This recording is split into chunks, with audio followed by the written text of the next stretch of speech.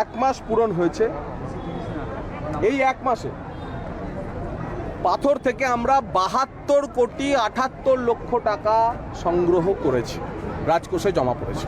অর্থাৎ মাসে 75 থেকে 100 কোটি টাকা, মানে আপনারা বুঝতে পারছেন যে মিনিমাম 1000 কোটি টাকা শুধুমাত্র পাথর থেকে আমরা বীরভূম থেকে সরকারের কোষাগারে জমা দিতে পারি। কিন্তু অতীতে কি হয়েছে, অতীতে যা হয়েছে তা শুনলেই কিভাবে বীরভূম একটি তথাকথিত যুবরাজ এবং পিসিমণির তোলাবাজির ক্ষেত্র ছিল। 15, 16, 17, 18, 19 কোটি টাকা, 20 কোটি টাকা কালেকশন।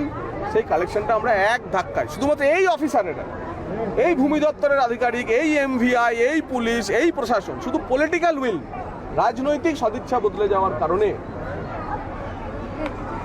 আর পাথর থেকে যে চুরি সেটা আমরা প্রকাশ্যে এনেছি। অর্থাৎ এখানে সরকারি রাজস্ব লুট করে পার্টির তহবিল ভর্তি করা হতো।